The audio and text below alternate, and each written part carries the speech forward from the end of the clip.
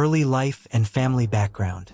James Knox Polk was born on November 2, 1795, in Mecklenburg County, North Carolina, in a log cabin on his family's plantation. He was the eldest of 10 children born to Samuel Polk and Jane Knox Polk. The Polk family was of Scots-Irish descent and belonged to the Presbyterian faith, emphasizing discipline and education. James grew up in a large family with modest means but a strong sense of purpose. His father, Samuel, was a farmer and a businessman who owned a plantation, while his mother was known for her piety and strong character. From an early age, James was exposed to the values of hard work, education, and public service. When James was young, his family moved to Tennessee, which would become his lifelong home. This move was crucial in shaping his future career since Tennessee was a hotbed of political activity and home to influential figures like Andrew Jackson. Education and early career.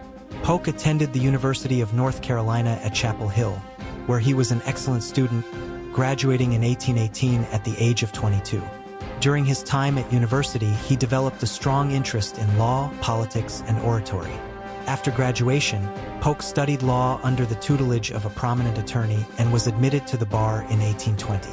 He began practicing law in Columbia, Tennessee, quickly gaining a reputation for his sharp mind, eloquence, and dedication. His early legal career was closely intertwined with his political ambitions. Tennessee, at the time, was dominated by the Democratic-Republican Party, and Polk aligned himself with the emerging Democratic Party, which championed states' rights and westward expansion. Entry into politics. Polk's political career began in 1823, when he was elected to the Tennessee state legislature. His abilities and loyalty to the Democratic Party soon earned him greater responsibilities. In 1825, at just 29 years old, Polk was elected to the United States House of Representatives. He quickly distinguished himself as a committed Democrat and an ardent supporter of Andrew Jackson, who was then rising in national prominence. Polk served in the House from 1825 to 1839, representing Tennessee's 6th Congressional District. During this period, he earned a reputation as a hard-working legislator with a keen understanding of finance and trade. One of his significant roles was serving as the chairman of the Ways and Means Committee, where he helped craft policies on tariffs and fiscal matters. Polk's expertise in finance and his loyalty to Jacksonian principles made him an influential figure in Congress. Speaker of the House and Governor of Tennessee. In 1835, Polk was elected Speaker of the House of Representatives. At just 39 years old, he was one of the youngest speakers in U.S. history. His tenure as Speaker lasted until 1839, during which he demonstrated strong leadership and political skill, managing a diverse and often fractious Congress. In 1839, Polk resigned from Congress to run for governor of Tennessee. He served as governor from 1839 to 1841, and then again from 1843 to 1845. His governorship was marked by efforts to modernize Tennessee's infrastructure and promote economic growth, but he faced strong opposition from Whigs who controlled the state legislature.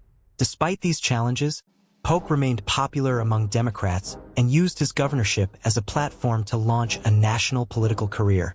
The 1844 presidential election. The 1844 election was pivotal in American history, and Polk emerged as a dark horse candidate for the Democratic Party. The two main issues dominating the election were the annexation of Texas and the expansion of U.S. territory westward. Polk was a strong advocate of manifest destiny, the belief that the United States was destined to expand across the North American continent. His support for annexing Texas and acquiring Oregon Territory appealed to expansionists. The Democratic Party initially favored Martin Van Buren, but Van Buren's opposition to immediate annexation of Texas cost him support. At the Democratic National Convention, Polk was nominated as a compromise candidate, partly because he was relatively unknown on the national stage, but aligned perfectly with the party's expansionist goals.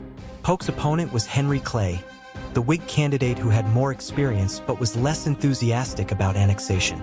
Polk's campaign successfully painted him as the candidate of expansion and progress, winning him the presidency by a narrow margin. Presidency begins. Goals and priorities. James K. Polk took office as the 11th President of the United States on March 4, 1845. He was determined to accomplish 4 key goals during his single term. Annex Texas, secure Texas as a state of the Union. Acquire Oregon Territory, resolve the Oregon boundary dispute with Britain. Acquire California and New Mexico, expand U.S. territory in the Southwest. Reduce tariffs, lower tariffs to promote trade. Polk was a deeply committed and hands-on president. Unlike many predecessors, he worked tirelessly and was intensely focused on fulfilling his promises. Annexation of Texas and Oregon Compromise. Shortly after taking office, Polk pushed through the annexation of Texas, which had declared independence from Mexico in 1836 but sought U.S. statehood. Texas was admitted to the Union on December 29, 1845. This act enraged Mexico, which still considered Texas part of its territory, setting the stage for conflict.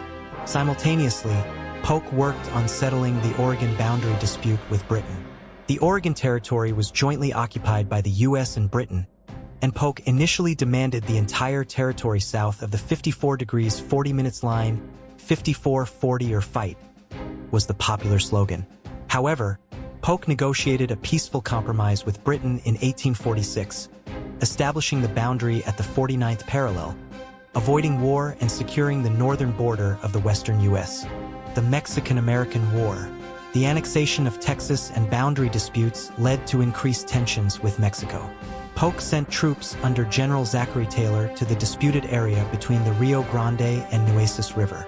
In 1846, skirmishes broke out, and Polk declared that Mexico had shed American blood upon American soil, leading Congress to declare war. The Mexican-American War, 1846 to 1848, was a significant and controversial conflict that resulted in a decisive American victory. Polk appointed generals like Taylor and Winfield Scott, who led successful campaigns across Mexico. The war ended with the Treaty of Guadalupe Hidalgo in 1848, which ceded a vast territory to the U.S., including present-day California, Arizona, New Mexico, Nevada, Utah, and parts of Colorado and Wyoming, an area known as the Mexican Cession. Domestic policies and challenges. While expansion dominated Polk's presidency, he also pursued domestic policies. He succeeded in lowering tariffs through the Walker Tariff of 1846, which helped promote trade and economic growth. Polk also re-established the independent treasury system, which separated government funds from private banks, aiming to stabilize the national economy. However, his presidency was not without controversy. The Mexican-American War stirred deep divisions in the U.S., especially among abolitionists who feared that the new territories would expand slavery. Personal life and character. Polk was married to Sarah Childress Polk, an intelligent and politically savvy woman who supported his career and played an influential role behind the scenes. Polk was known for his intense work ethic and discipline. He was the first dark horse presidential candidate to win office, showing that political skill and strategic alliances could triumph over fame. He was a deeply private man with a strong sense of duty and believed in fulfilling his promises. His presidency was marked by a focus on results rather than popularity. Legacy and final years. Polk pledged to serve only one term and stuck to that promise, declining to run for re-election in 1848. After leaving office, he returned to Tennessee, but his health deteriorated rapidly. He died on June 15, 1849, just 3 months after leaving the presidency, at the age of 53. Polk's legacy is complex. He is often credited with significantly expanding the territory of the United States and fulfilling the Manifest Destiny vision. However, his policies also intensified sectional tensions that contributed to the Civil War. Polk is remembered as a determined and effective president who achieved all his major goals, but whose aggressive expansionism had long-term consequences for the nation.